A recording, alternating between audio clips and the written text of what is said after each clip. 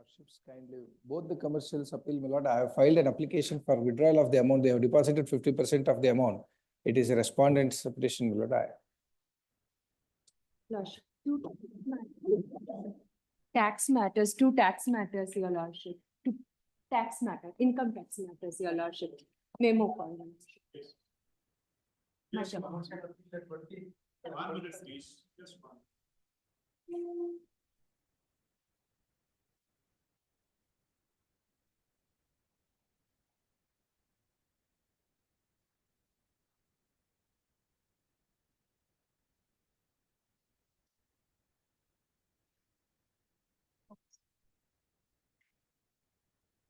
Yes.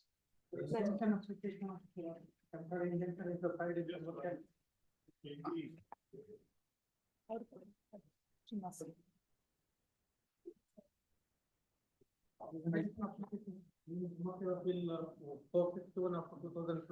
filed. There is an urgency in the matter.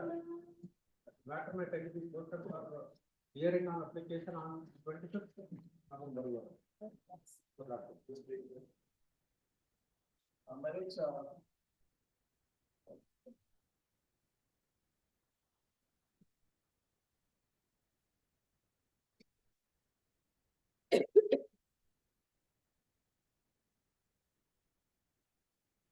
Sir, 312. My lord. Now, I don't know what was passed in my favor to 26 lakhs, but a stay has been granted by this court, my lords, in a commercial appeal. We have filed the application in the last date of hearing it for final disposal comments. Or kindly have it posted on Friday. My lord, it's a pending commercial appeal of the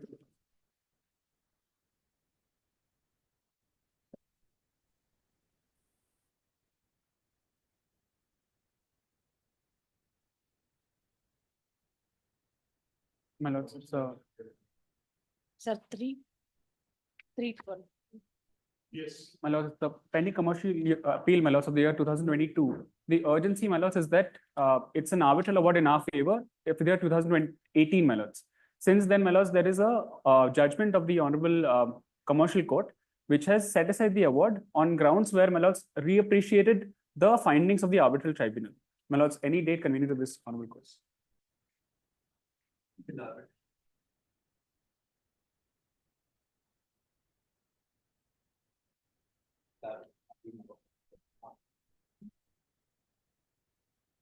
Commercial arbitration appeal members for the respondent. Which year? 2022. Eight members subject to my lord convened.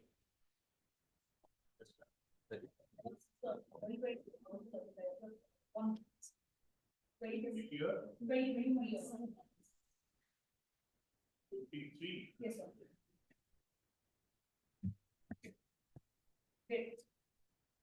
My lord, Yes. the commercial appeal of the year 2021, my lords, the appellant, we are an MSME entity. The arbitral award in our favor granted us 10 crores, awarded us 10 crores. It's been stayed and the award has been overturned by the commercial court. It's a commercial appeal for final hearing, my lords. It may be taken up on the 28th.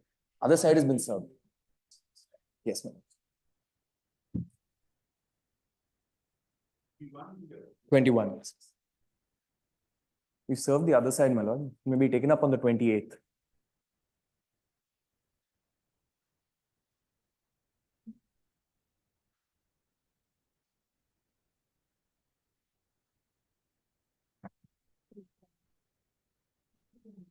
Ah, 320.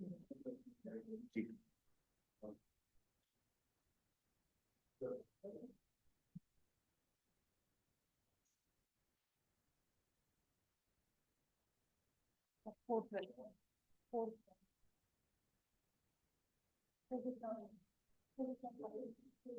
Pardon? Fifth.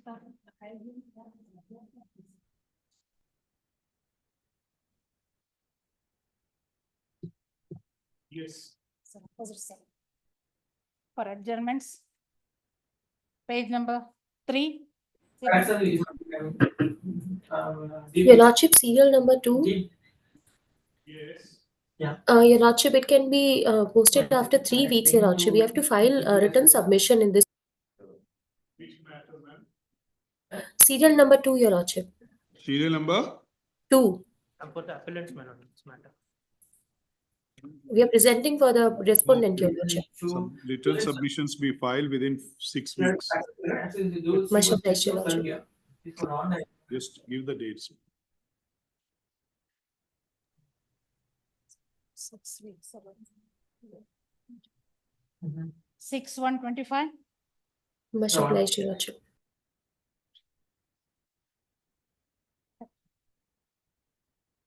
Serial number 10 for adjournments. Page number 4, 12 to 16. Page number 5, 17 to 20. Page number 6, 21 to 24. Serial. My lords appearing. Yes, I'm the appellant, my lord. Kindly fix the date after 2 weeks. Which number? Serial number 22, my lord. For the respondent. Date your lord. Written submissions be filed by the counsel for the parties. The judgment they want to rely upon. Within Lordship. 6 weeks.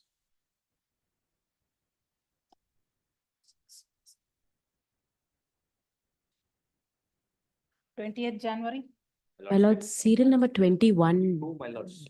Serial number 22. Yes, one.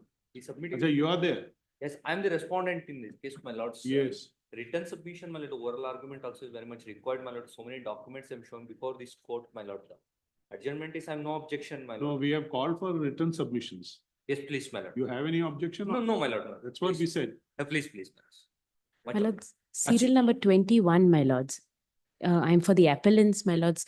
There is a slight inconvenience, my lords. If 2 weeks may be Last granted. time also adjournment was taken. It was taken by the other side, my lords. Pardon? The other side had sought time because the arguing counsel was out of the country. No, we don't know. I think to our recollection, was it from the respondent side?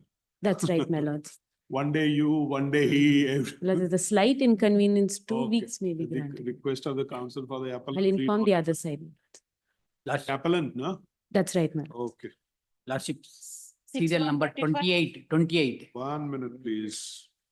Serial number 28. Yes. I am for appellant here. Hmm. It's 2 weeks time. Why? Settlement is also Huh? settlement. Shall we record it? Yes, sir. Settlement? You are ready to settle the matter here. Ready, but are you exploring They are- any settlement?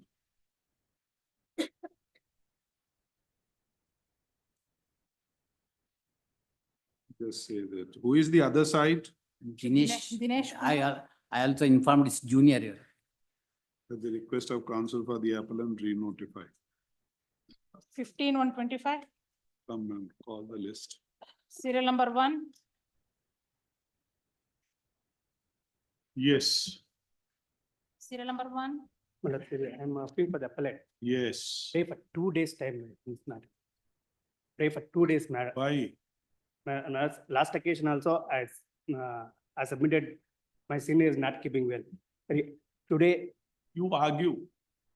You argue. Okay, we'll pass over. Thank you. Malak, one permission. Pass over. It's not that. Do it. Just go through it. It's a small matter. Yes, ma'am. The instruction given by the client, the senior has to argue. That's the reason. See, that's your outlook.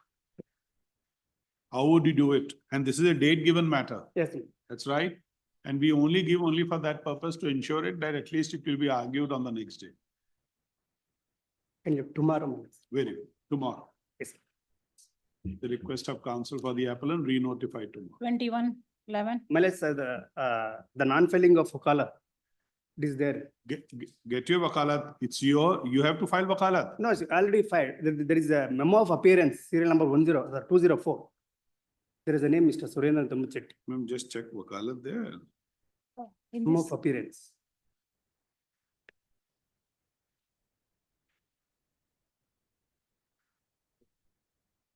You should have filed.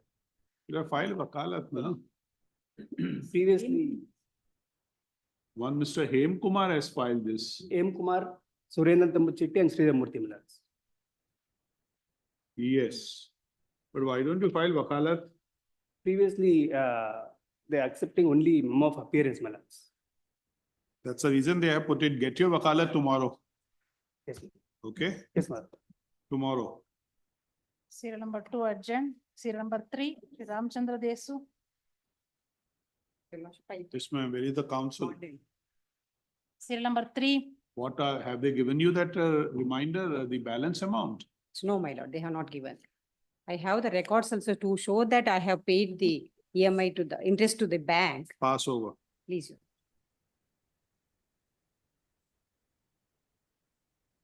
serial number 4. Shri Ambaji Rao. 2 weeks time I was granted, my lord, to comply with the office objections, my lord. Have to take steps and comply with the office objections. No need. R2 is only an arbitrator, no? Please, my lord, regarding We another don't- connected matter, my lord, there is some office objections I am supposed to comply with. Please stay. We'll do one thing. Okay. Let office objections be. Just say this in MFA 2775 2021. As the respondent number 2 is the arbitrator, notice to arbitrator is dispensed with. The counsel for the appellant shall clear the objections objections as notified by the registry in MFA 2773 of 21 within 6 weeks. 21st January. Serial number 5, Srimati Varalakshmi. Hearing for R1 and R3, my lord. The arguing counsel on our legs in a different court also. Kindly pass over. Pass over. Obliged. 6, For the respondent, my lords. For the appellant to file the paperwork. Yes. Want to pass over? Pass over. 7. Serial number 7. Dixa. Were they present on the last date?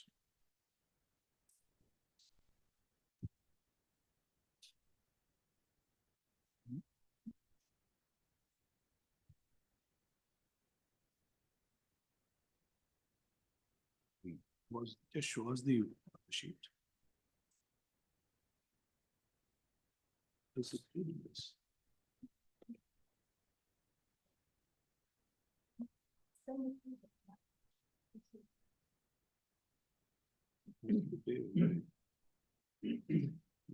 notice issue.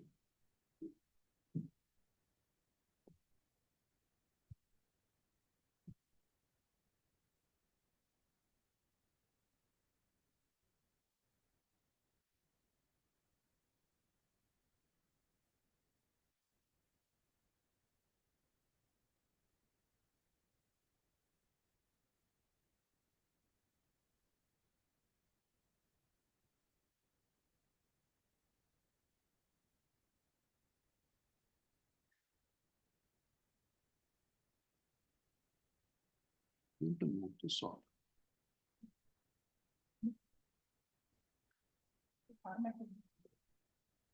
Let notice be issued to the respondents 1 to 3 returnable on. 21st January. Serial number 8, Sri Prakash Angadi. I have taken steps in respect of R1 this morning minutes. R2 may be kindly. What have you done this morning? I have taken process in respect of R1 minutes, land loser part.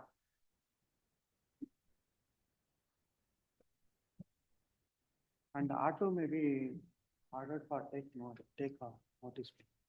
Let notice be issued to respondent number 1. The LRs of respondent number 1. Was the LR a party before there, Mr. Butt? Doesn't appear. Huh? No, she was there. Okay. To respondent number 1, the notice to respondent number 2 being the arbitrator is dispensed with. R2 maybe take notice minutes, R3. No, may no, be then dismissed. Mr. Butt, you would be appearing. I'll take notice for When 3, 2 minutes. 2 minutes. 2, 3, R3 may be dispensed. I'm filing memo. R3, the learner, just say this. Notice to R1, Mr. Butt accept notice for R2. The learner counsel for the appellant has filed a memo seeking dispensing with the notice to respondent number 3. Just show us that, ma'am.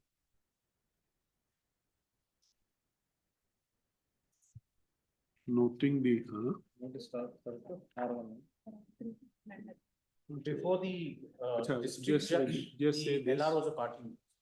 just say this, notice to R3 has been served.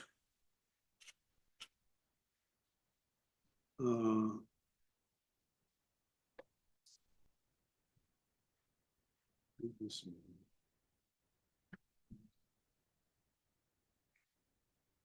Just say that notice to R3 is served. Don't say that memo. Take that memo back. Returnable on, respondent number 1, returnable on. 21st January. The award appears to be in Kannada in this matter. The English translation of the Kannada document shall be filed before the next date of hearing. Serial number 9. Vasudev Naidu. My lord, I appear for the respondent in this case, my lord. Yes, My lord, there is an IA filed with the appellant, my lord, seeking continuation of delay of 68 days in filing this appeal, my lord. how do you explain? My lordship, this is a government My lord, I am for the respondent, my lord. organization. So 60 days delay was there, man. beyond 60 days. 60 days delay was So how would you come over? taking approvals. No, that is no ground. I'll we'll have it, we'll- I'll file my briefs. 60 days limitation. Yes. How much is the 62 days is the delay? You would go beyond that 90 days also. Then My lordship, you see, there is an appeal from their side also, my lordship, in this matter. no, that is no ground. No. Their appeal is within limitation. No, that is also not. Then the same fate will be there. How many days? Where is your appeal coming? That My is lord, my commercial appeal, AP 399 of 2023, my lords. Hmm. See, the award is in my favor, my lord. My In lord, 34, what- partly allowed, my lord, interfered with. 2 claims they have set aside. Remaining claims. Just say allowed. this That list, itself, 1 minute, list on Tuesday, man. The coming Tuesday, no, both we the have- matters may be tagged together. we will see that. Let's this come on the coming Tuesday, no, the connected 6, matters are 11. there. We'll have it on Tuesday. please, my lord. Huh? Yesterday. Uh-huh. We have kept 2 matters only. Correct. 27. We have kept it on 27. Serial number 10. Shri Swarup Anand, 10. I appear for the appellants in this matter. Seek for a passover, my lord. Senior is on the. Passover.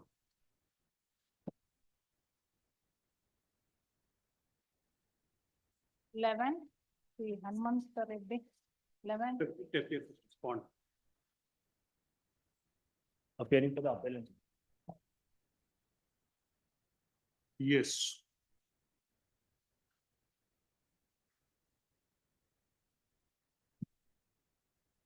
Previous course of hearing, I made my submissions regarding my appeal, my lord, on the grounds that on the patent illegality of the arbitral award.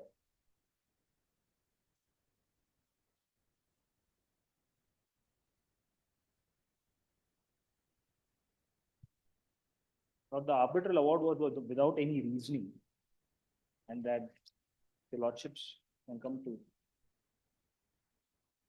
the 118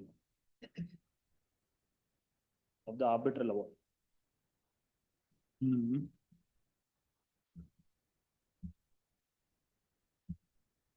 Respondent number 1 had filed an application under 3G5 for enhancement of the arbitral award.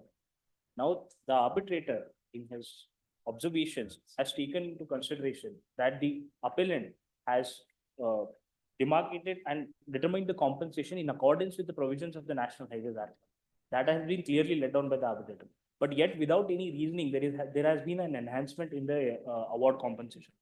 That enhancement Without has there been- being a, Please, Mullah. without there being what? Without there being any independent inquiry or any specific reasoning as it is required under 36(1)(3), my lord. If your lordships can see, under 31, My lord, the points for considerations were, there were four major points for the consideration. My lord. One first was, has the second respondent acquired the land and passed the compensation award by following the due procedures, which was answered in affirmative, my lord. Page number 114 of my appeal, my lord. Subsequently, is the compensation fixed by the second respondent just and reasonable? To the second point, my lord, arbitrator has answered in partly negative, my lord.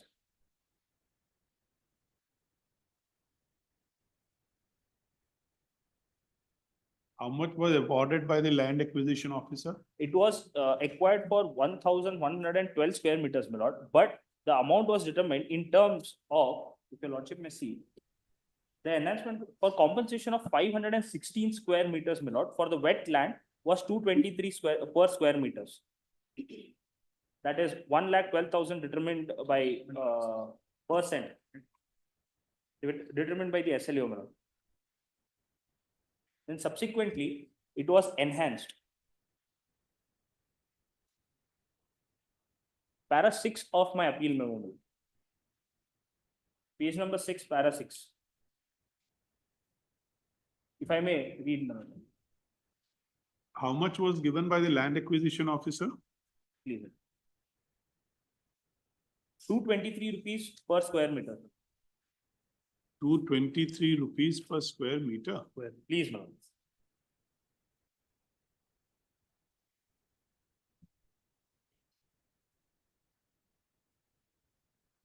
Now, how much? Now, what he has done is, he has given 1,12,000 per every cent. That is 2,768 rupees per square meter in terms of the wetland. How much? Yes, we just want to know that only. Yes, ma'am. How much is per square meter? It will be as determined by the SLO is 223, ma'am. As determined by 223. Please. As determined by the arbitrator per square meter. 2,768 rupees. Oh. That is the appropriate corresponding figure for 1,12,000. Please, ma'am. 1,12,000 is for percent. Accordingly, 2,768 rupees per square. What is the basis for him to say so? Now, in that regard, my lord, precisely, if your lordships can come to page number 114, my lord. The second point, which has been answered. Not the first point was, has the second respondent acquired the land and passed the compensation award by following the due procedures, which has been answered in affirmative. That is the SLO. That is on the procedure. Please, my lord. And in terms of point 2, if I may read, my lord, page number 116. Now, as per section 3G7 of the NH Act, point number 2, my lord, 3G7 of the competent authority of the, while determining the amount under subsection 1 of, as the case may be, shall take into consideration the market value of the land as on the date of the publication of notification under section 3A. And the damage, if any, sustained by the person interested at the time of taking possession by reason of severing of such land. The damage, if any, sustained, that is the extraction of the section 3G7. Subsequently, in the present case, the second respondent has determined award based on the provisions of section 3G7A to D of the NH Act 90. While fixing the compensation, the second has considered rupees 5,004 in respect of the converted land measuring 1,112 square meter in survey number 133/5B and paid the same rate compensation. When the compensation in respect of the land measuring 1,012 square meters is given at the converted rate, the question of enhancing the compensation does not arise. Hence, the prayer of the applicant for enhancement of compensation land measuring in respect of 1,000. How many lands were there? Total one land, my lord. One land in survey number 113/5B. Wherein the total extent of 1012 is one piece of land. One piece of land. In total, 1,528 square meters was acquired. 1,528 square meters. So this is 1012 is the breakup of that. Please, my lord. 1012. Now, what is the other breakup? 1012, then 560 square meters. So these will make it to this. Yes, ma'am. Oh, please. Now, 1012. How much? So for 1012, he rejected. 1012 is rejected because it is a converted land and we have accorded the compensation in accordance with the conversion rate. For 516, he increased from 223 to 2768. Please, madam. Yes. Now, what is the basis for him to increase it to 2768? The only basis which has been taken is saying that I'll read out, my lord, line third line from the bottom below. I have carefully considered the facts of the case. The applicant suffers irreparable loss and perpetual revenue loss due to severing of acquired land from the rest of her land. Further, the district of Dakshin Kannada with Mangalore city as its headquarters is densely populated and one of the fastest growing districts. Hence, the availability of land is scarce. The land acquired has good potential for future development. Hence, on account of all these factors, it is considered the compensation determined by the second respondent in respect of land measuring so and so of survey is less than the reasonable rate is what the reasoning provided by the arbitrator. But the facts of the case is that the present land which is been acquired, it is much more far from the main Mangaluru city as which has been determined by the arbitrator below. That is one thing. And apart from that, there is no question of severing of land because the entire extent of 1,528 square meters has been acquired. Is one composite land. Please, madam, out of which the extent of 1,012 square meters was converted, for which the amount has been provided as according to the conversion. This was not converted. The 516 square meter was not converted. No, how much would be the difference, what would be the difference between a converted and converted is from agriculture to non-agriculture? Please, madam. And the 516 was not converted. Please. Now, how would you answer this? My lord, so far as the value of the land is concerned, there were larger extent of lands, out of which land parcels were taken. So the learned arbitrator, what he said, the learned district judge says that by virtue of this severance of this land, that particular part, when he gets compensation for a converted land at 1,012 square feet at a particular price, and this land being separated, he is not able to enjoy it. If at all it would have been in his possession, he would have been able to enjoy it in a better manner. But the only thing is, let's be very clear, enjoyment surely, yes. Please. The premise on which he must proceed is under this provision which is in there. Please. Is 3G7. Please. Those are the basic considerations have been laid out. These would be the relevant consideration for you to avoid compensation. The foundation should be, while giving a compensation, is what is the first market value. Please. Should be the first criteria. Please. From there would go to the other criterias. Very well. That should be the base value.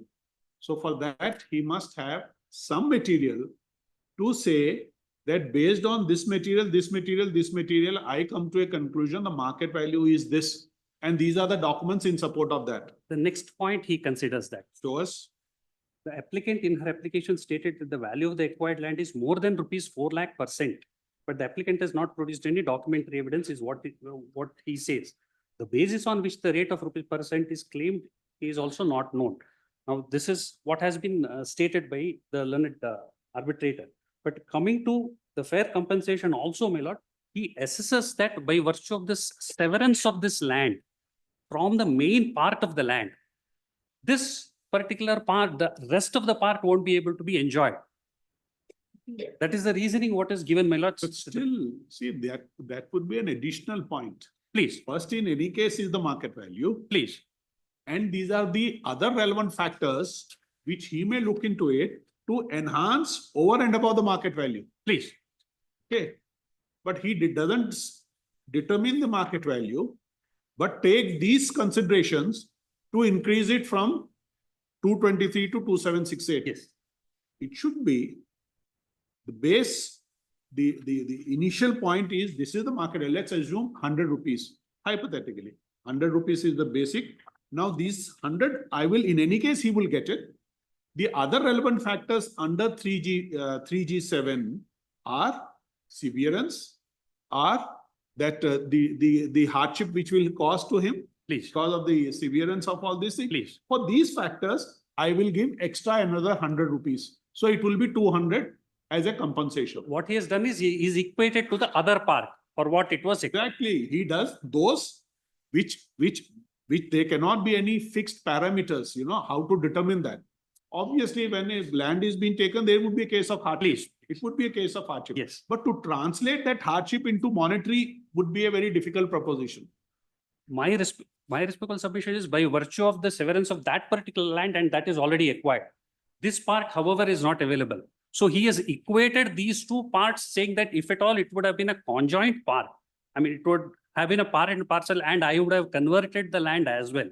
Then I would have been entitled for compensation. Now, by virtue of that, I won't be able to enjoy any part. You are right. Then he would say, okay, I will follow the same yardstick which was followed in that land. and give you the same benefit. Please, please. He doesn't do that. He goes even beyond that. See, very, very peculiar. How much was the converted land? What is the market value? Market value was 5,004. He fixes at 5,004 rupees. It was 5,004. Please. Much more than what has been awarded by the arbitrator. But my lord, my respectful submission is the entire extent of 1,500 odd square meters was mentioned in the notification. Now, the conversion amount, the in terms of for the 1,012 square meters is concerned, that has been awarded because there is a document in support of the applicant that this particular extent of land has been converted, and rightfully he has been compensated. So what follows is he will not be entitled to 5,000. Please. As in converted land. Please, ma'am. No issue. And now the provision section 3G7 says we have to take the sales statistics and the market value of the land as on the date of the notification of 3A. That has been accordingly calculated and awarded by the SLAO, which has been confirmed by the arbitrator as well. Now, in the due procedure, as he considers the point number 1, he also answers the fact that the SLAO has determined the compensation in accordance with the section 3G7 provision. Being that case, there lies no foundation no. Which part of the land he has determined it? Both lands, correct. See, but tell us one thing, converted land, if it is costing 5,000 rupees per square meter. Please. Surely it can't be 223, which is also a contiguous land, which is also attached to it. But the provision says that the procedure to be followed is to collect every sales statistics in terms of the nature of the land for those particular nature. No difficulty. Please. The nature of land in a converted is 5,000. Please. But when it is not a converted, but still in agriculture, surely. Wetland. Surely it would be 223 or something more, not 5,000. Please. But according to SLO, what he has taken into consideration is the sales statistics and also the guidance value which has been provided by the state government. And the highest value has been determined as the compensation to be awarded to the applicant. So he has followed the due procedures which is required to be done as per the provisions of national. How much is the guidance value? Please, no, it is.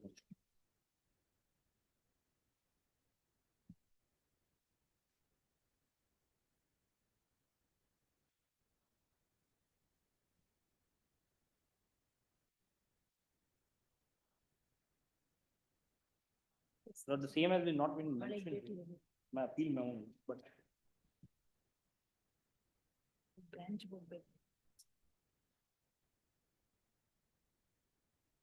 I shall make good with the query your lordship has raised. I shall mention it. See, why the arbitrator must have said what is the guidance value? How is he arriving at this? Achha, that is by the land acquisition. My respectful submission is there is no basis to arrive at that figure.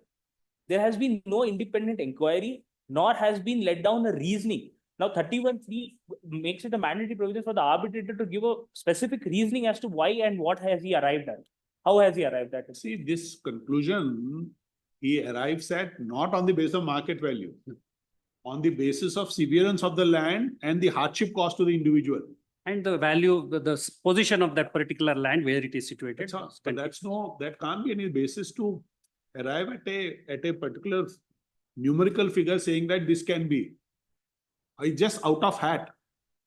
I pick up, no, tell us, very interesting. 2,768. Please. How can they, not even a round figure? How does he pick up this number? That I might be, so I might not be competent to tell how very exactly right. is. See, that's the reason. It's, it is said, legal parlance, all those in a service jurisprudence. It is just out of hat. I picked up, I give you. That's no basis. I only, what my defense so far as supporting that observation is concerned by virtue of the severance, that is all what I would like. But to translate that severance in monetary terms, there must be some principle. And we are finding it in NHAI matters also, there must be some principle. Please, that is to I do. So that principle need to be looked into. And obviously, because severance is always a case of a hardship. True. The land is being taken away. But how would you translate? So that's what we are saying. Base the market value and over and above market value, if there is any other compensation sought to be given, these are the factors. Severance, That anyhow he hardship, considers. what was the land, previously fetching Very to the owner. These would come to increase that from over 100. That should be there. Merely because 100 is the market value, he should not fix it. You can argue, the landowner can argue, market value is 100. There are other parameters also under 3G7. What can be the other relevant factors to determine compensation? That need to be also looked into to award me a higher compensation. Most probably he has divided 5,004 divided by 2 and some calculation he has done. 5,004 is for commercial land. That's right. So it's an agricultural land which was contiguous to that. So it is around 2,000 and odd. Does the, no, then I think it must be land acquisition officer who must have done. Please. No, he would not have done it. It is 230. No, see, that's the point. See, there should be something on record to show that this is how he has applied his mind. I do it. We are in dark, you are in dark, he is in dark, everyone is in dark. Everyone is.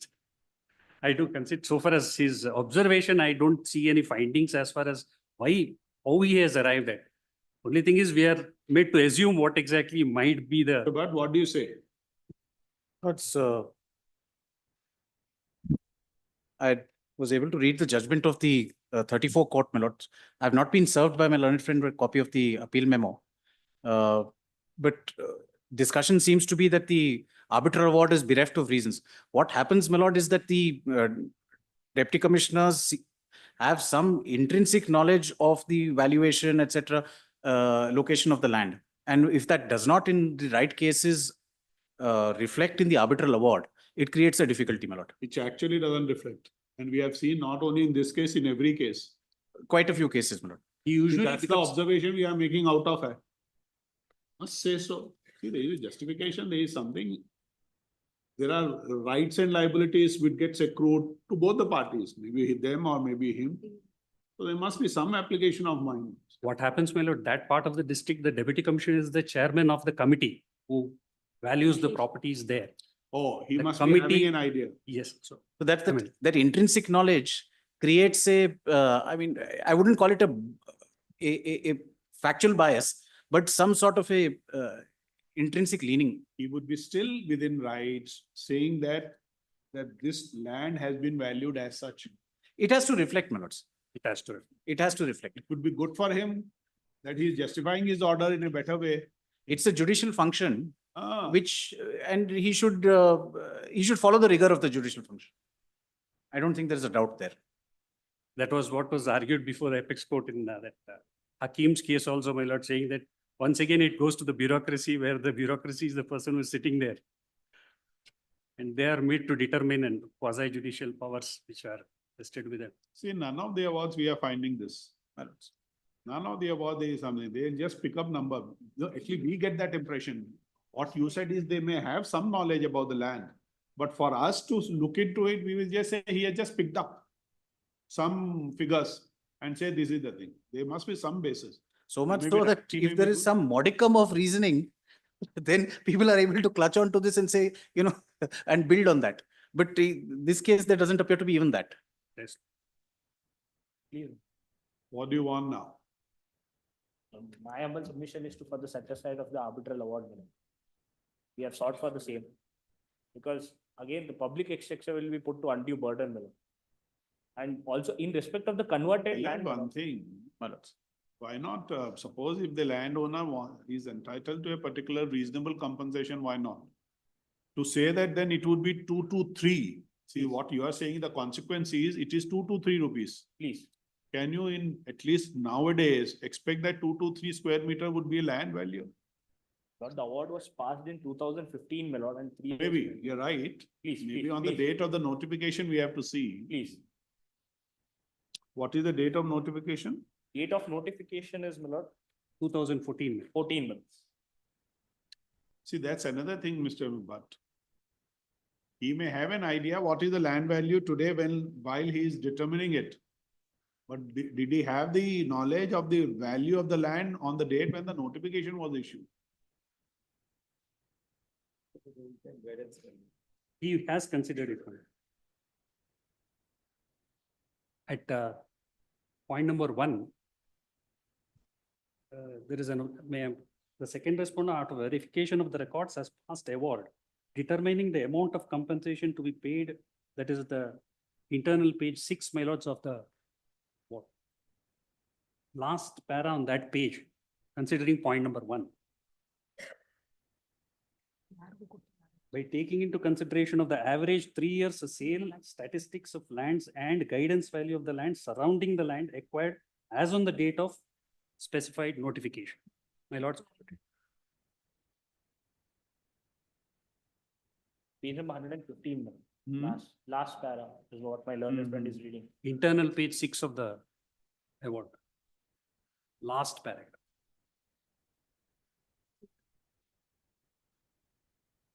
My lords got it. Point number 1, considering point number 1 at the top. That page, it is the last paragraph. After the second respondent, after verification of records has passed. No, but what he is saying is this is the award by the land acquisition of. Please, yes, that is referred to on basis of the 3 years ka. So that means he is coming at a figure of 223. The basis is the last 3 years, everything. Yes. Translate to 223 per square meter. To go away from this, what he is considered is not observed. Pardon? To go away and come out of it, he is not. To differ from this findings and come to a figure, and he doesn't give, if you see point number 2, this is how he has determined it. Now see, just immediately before D, in the present case, the respondent has determined award. While fixing the compensation as a consider the 5,004 in respect of converted land. When the compensation in respect of measuring this is given at the converted, the question of enhancing compensation does not, hence the prayer, okay. However, provision of this is taken into consideration for 5 and 6 of wetlands, where the appellant suffer irreparable perpetual revenue loss due to the severing of the acquired land from the rest of her land. Further, the district of Dikshan Karana.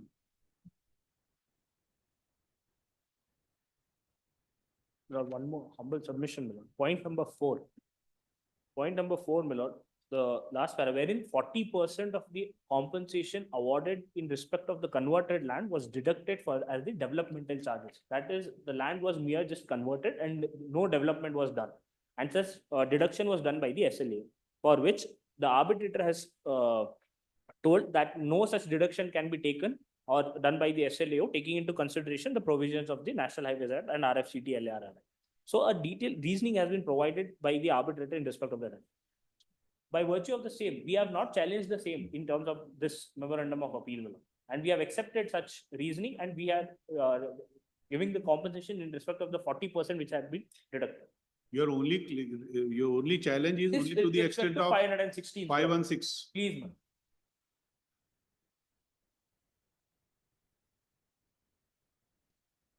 That I leave it to my, because reasoning being not there, I think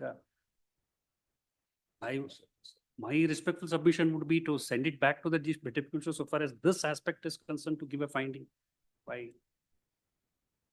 after placing records before the authority. So far as this. See, what will he do? The 34 court will not go beyond this award. With the guidance, what this honorable court is going to tell, my lord, on base of a particular structure where. No, he is under 34. Please. Award is this, that we can also do. We are also akin, we are though exercising under 37. The scope of judicial review is the same as a 34 court. Usually the 34 court, apex court says merits, usually they don't consider, the courts will not. So the same is our jurisdiction also in 37. True. So we can do it better rather than sending to 34 court. I bow down to whatever my.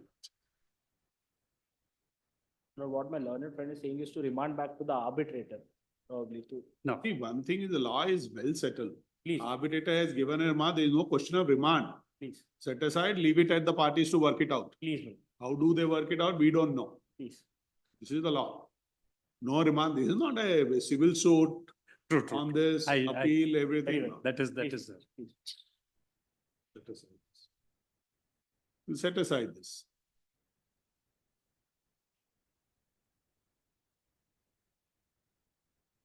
The challenge in this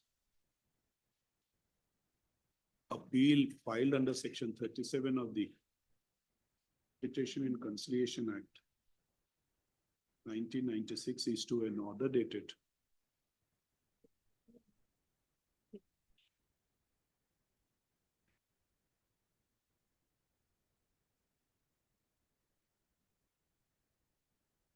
order dated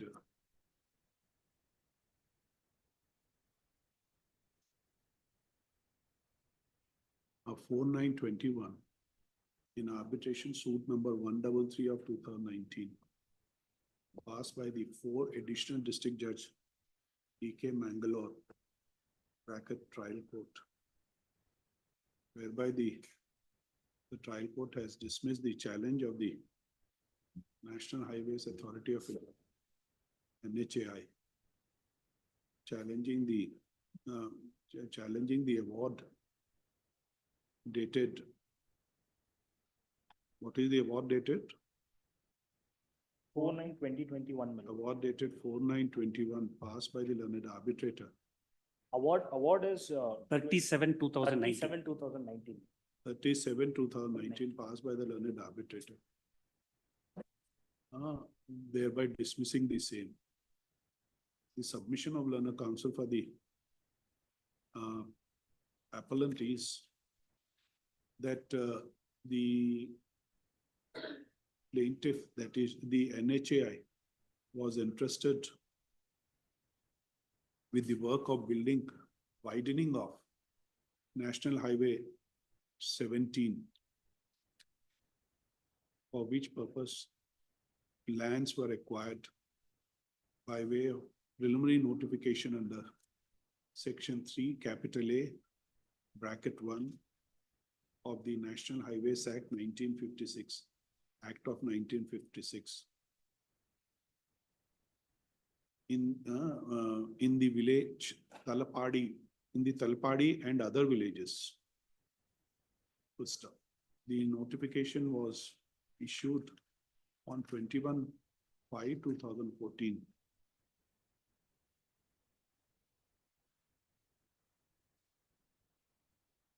Good stuff. The landowners claimed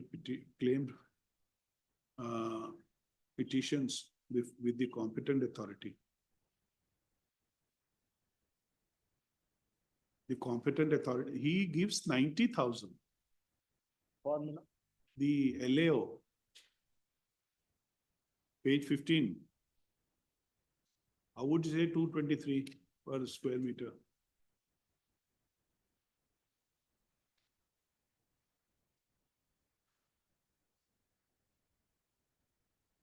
That has been spoken with respect to, if your lordship being agreed by the compensation, 90,000% is SLO, my lord, please. That is 223 per square meters. And subsequently. Translate to 223. Please, my lord. Are you sure?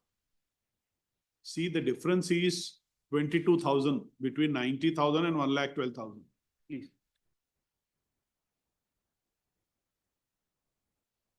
And what he has increased is 1,12,000, 1,12,000. Please, please. And he gave 90,000 initially. I shall very. How do you get 223? But the award of the SLO has been annexed to the appeal memo. It comes up to around 206 rupees per square feet. That must be square feet. Square feet, per square feet. Where is the award of the LAO? Please, no, from page number 32, 33, my lord. 33. Starts from 133/5.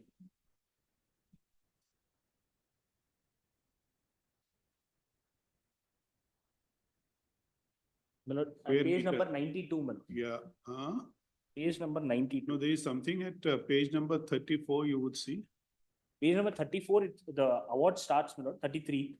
From page number 33, my lord, the Kala award, SLO award, my lord. Page number 92 is with the relevant survey number, my lord.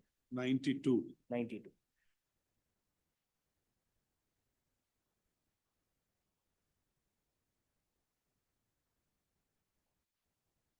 Now, here, if I may submit my respectful submission is, in terms of the converted land, if your lordship may observe in the table which has been determined by the SLA at page 92, my lord, with respect to survey number 133/5B, the converted land amount has been determined taking into consideration the guidance value, my lord, because in the nearby village, there were no sales statistics available for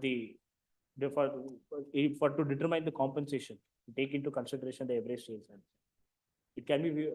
92, you said, no? Page number 92, my lord.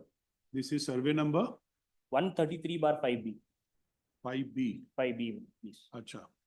The market value of the land for the wet, the nature of land to the extent of 516 square meters, that is wet land. This is 223. Please, my lord.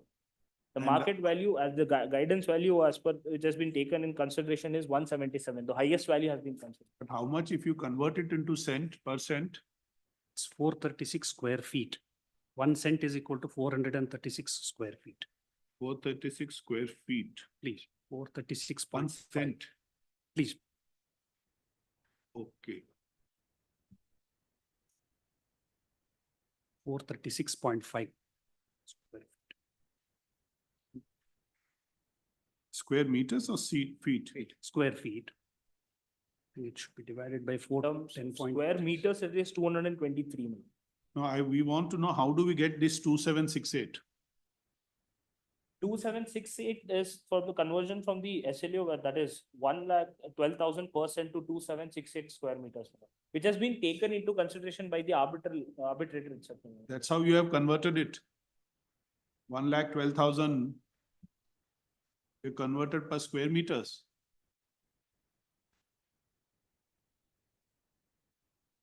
Just say this, man. Please.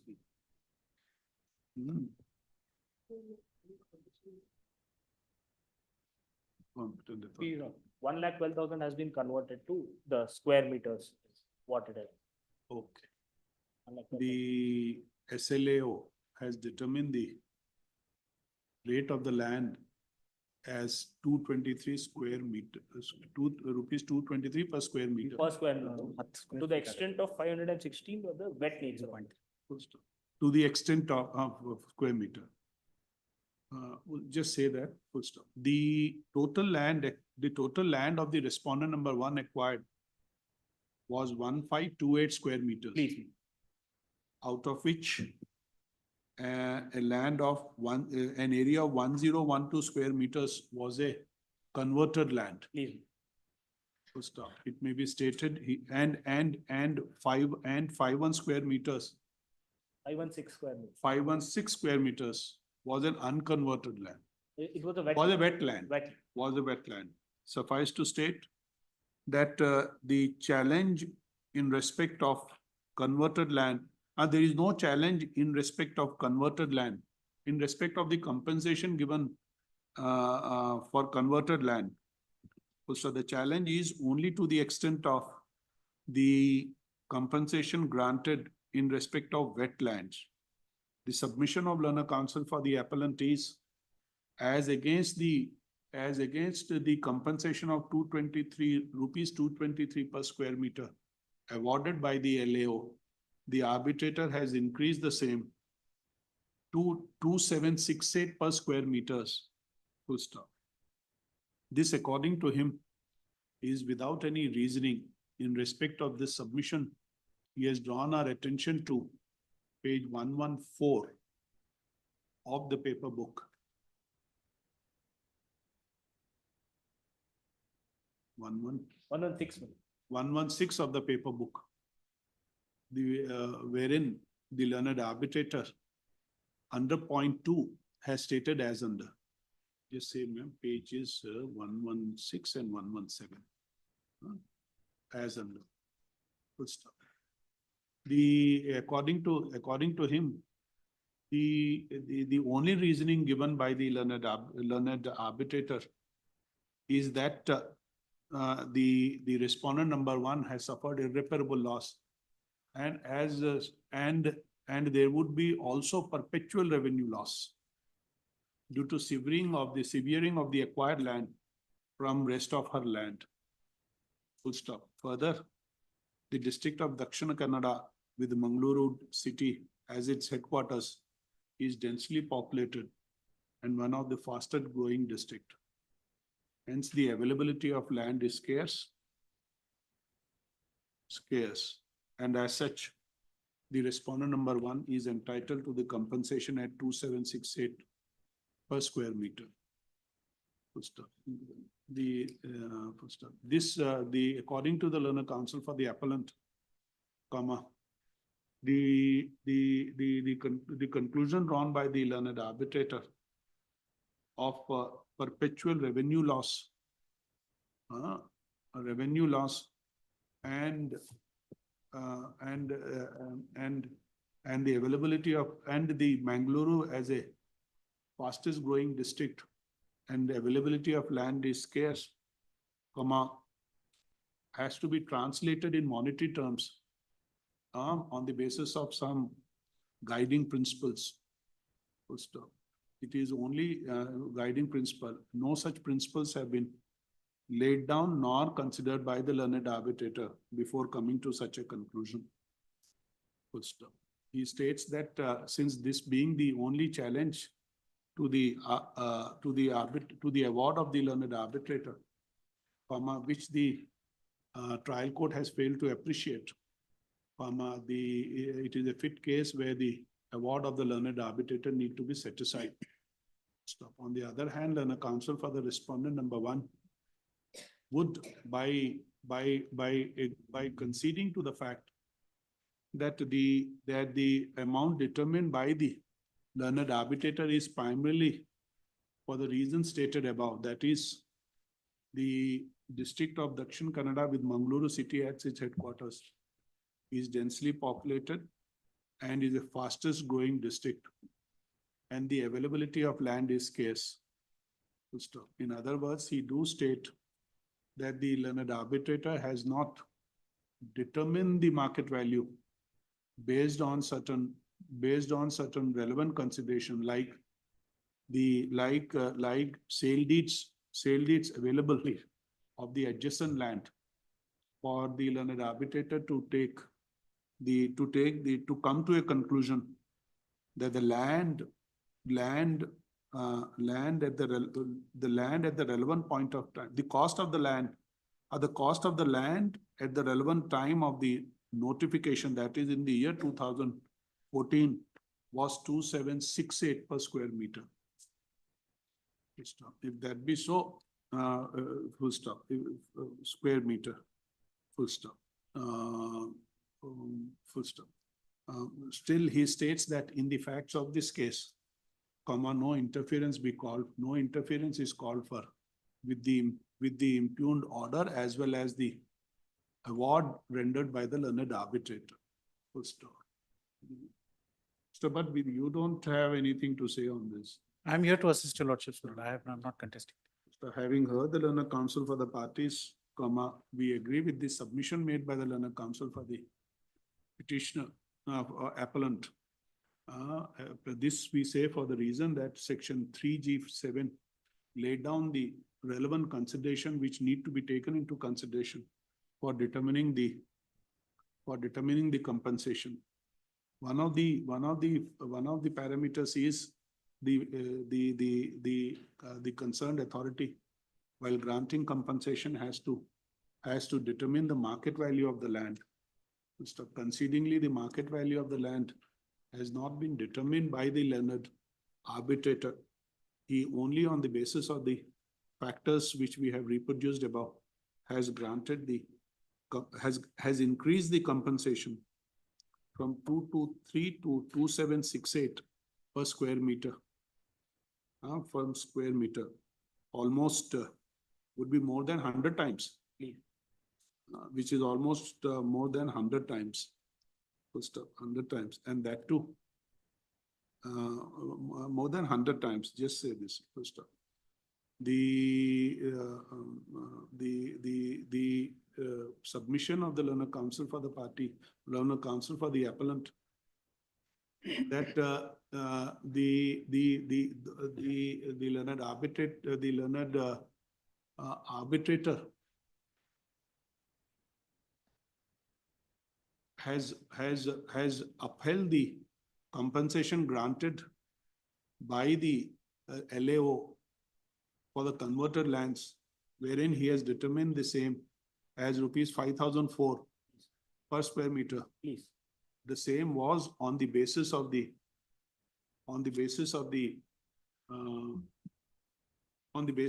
rate of compensation determined by who has determined that? No, it is on the basis of the market value specified in the Indian Stamp Act. That is the guidance value which has been provided By the SLO. by the SLA. How do we get that? Where do we get that? Page number 92, my lord. 92. Please.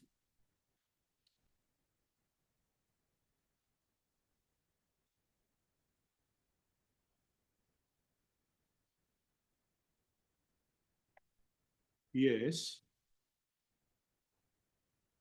And what is the basis? Rate adopted by Kala Please, my lord. Rate adopted by CAR. is on the basis of the rate adopted by what is Kala? The competent authority for land acquisition. Acha, by the competent authority under the competent authority land acquisition. Good stuff.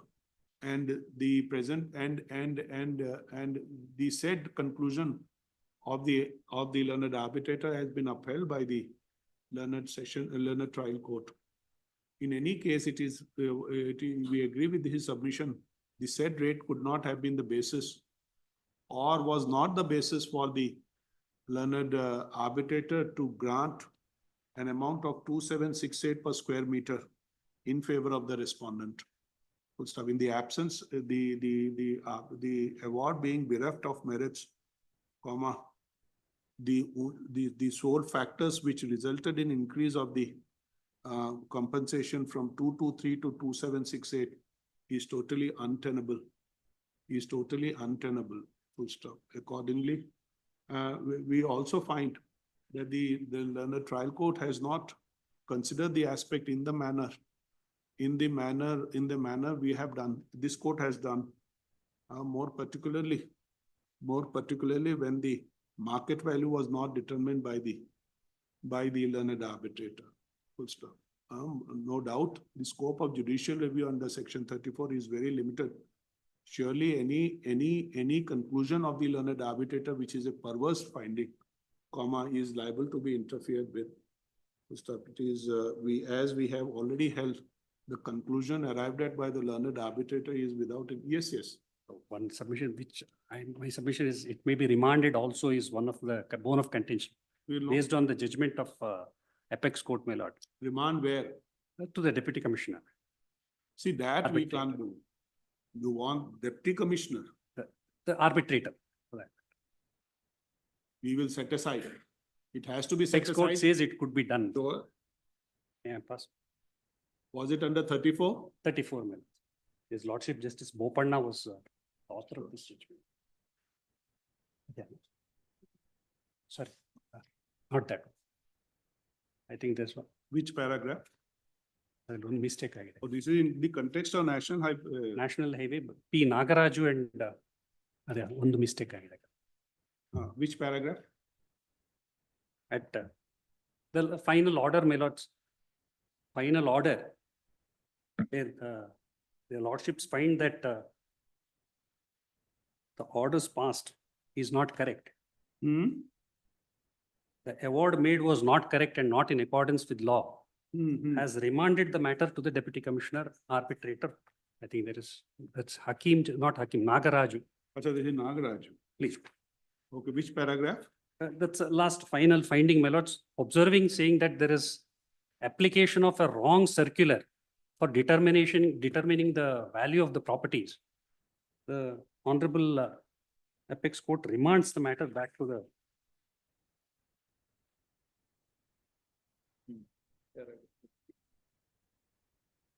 setting aside the. Okay, this is the same, it would fit in the facts. Please. Okay. What this full stop. Now the question arises is what should be the relief to be granted in this appeal? The submission of learned counsel for the respondent number 1 by relying upon the judgment of the Supreme Court in the case of National Highways Authority of India versus Sri P. Nagaraju, alias Cheluvaiya, and another. SLP Civil 19775 of 2021. That it is that in view of the finding of this court, the matter be remanded back to the learned arbitrator to assign reasons to arrive at the conclusion. Full stop. Full stop. This, the relevant paragraph of the judgment of the Supreme Court is reproduced as under.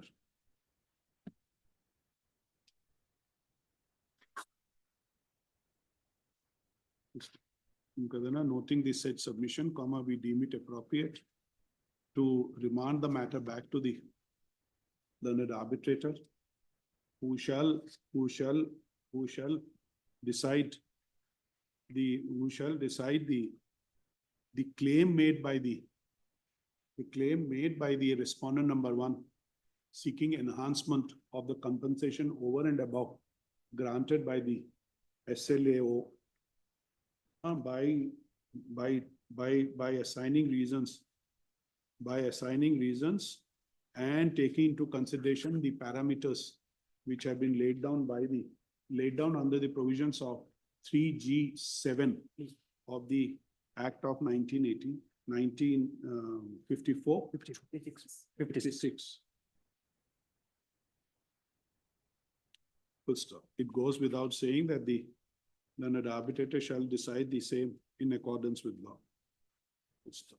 The appeal is disposed of. Only submission is instead of using the term arbitrator, if your lordships could use the term deputy commissioner, the current incumbent will decide. Okay.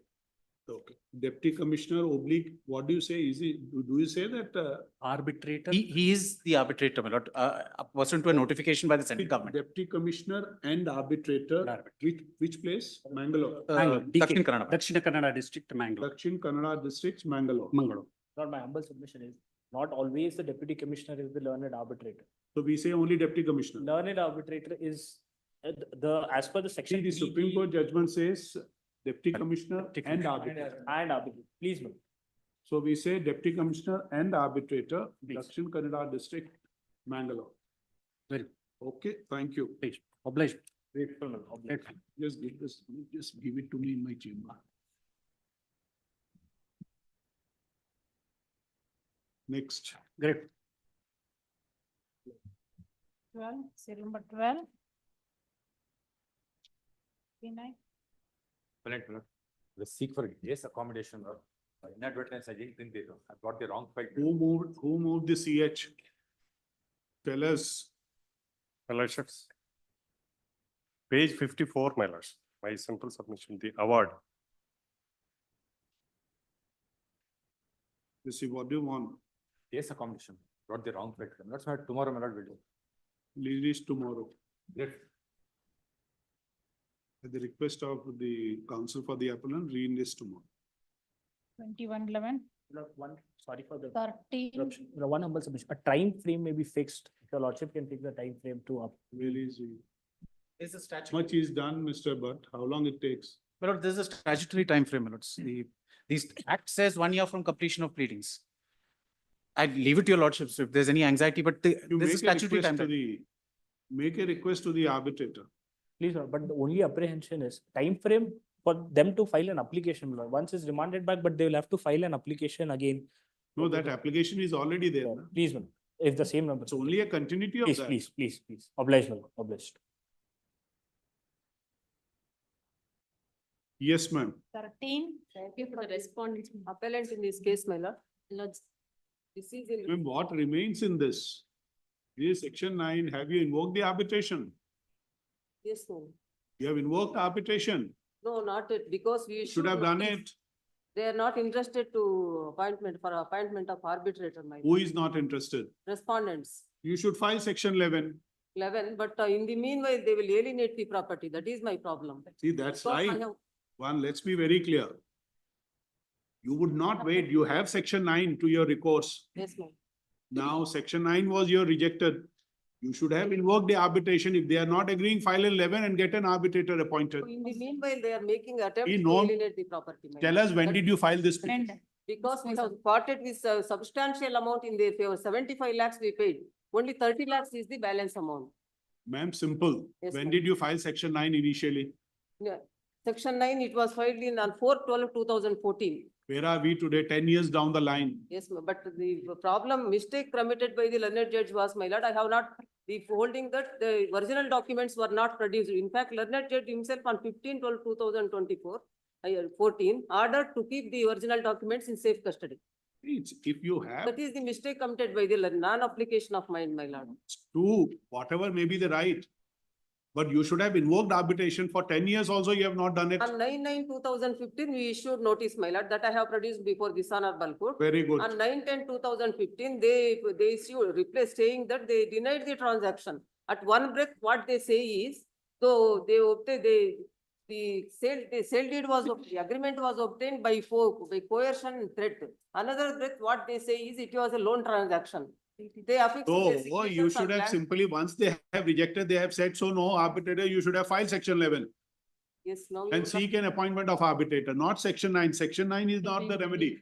It's one, but it's only interim measure, but that injunction we need of that. The right interim measure is, if there is it requires, the situation requires, there is an interim measure should be passed. My lord. But what is the remedy? You have to, in any case, go to the arbitrator to decide the whole issue. So my notice is there on 9/9/2015. Very right. Yes, their reply was on 9/10/2015, denying the transaction. So today, is there any stay here? There was no stay, but at Now tell us the one first thing. instance injunction was granted, my lord. Up to 37/2016 injunction was in my favor. Now, this appeal was filed in 22. 22, no, not, yes, my lord. Because of COVID and other things, so there was delay. Post-COVID, we are in 24. You should have still filed a section 11, got an appointment arbitrator. The remedy is only this, better for you. Disposal of the proceedings before the even 11 application, my lord, my interest may kindly be protected because this is a land, 1 acre 32 guntas. We paid 75 lakhs out of sale concern. Only 30 lakhs is the balance amount. Till the filing Give of the that. order sheet, ma'am. Total non-application of mind of the learned judge in the court below, my lord. Though I have produced original documents, and the court below itself has passed an order for keeping the same in safe custody. My application was rejected by holding that I have not produced a reliable document of the agreement of sale. That is the finding of the learned judge. And the section, the trial court has passed the order when? 27/1/2020. 20. Yes, fine. So you came after 2 years and thereafter 2 years, another 2 years have gone by. Yes. No arbitrator. Now, what is your case? My lords, it is our case that the agreement, time period that was fixed for the agreement was only 3 months. And that the subsequent endorsements, they were obtained by fraud and coercion. And also, my lords, their application for section 9 is filed in 2014, my lords. Subsequently, she says that I am not aware of the proceedings before the trial court. 2016, it was vacated. From 2016 till 2024, they have kept quiet. My lords, they have not initiated section 11 application. I have a judgment of the Honorable Apex Court which says that even if an interim measure is being given, it should be given only when there is that I may be permitted to read, my lord. However, before passing the interim order, court must be satisfied about existence of an arbitration agreement and the applicant's intention to take the matter to arbitration. As such, they have not expressed any intention. Section 9 is filed in 2014. Section 21 proceedings are initiated only in 2015. Subsequent to 2015 till 2024, no proceedings have been initiated. No notice has been given. Section 11 application has not been filed. Move fast, you Page file number section 11. 74, your lordships may kindly see. That is my notice. It's all right. So I suggested a name of retired district judge, that is Kuke. But what is the use?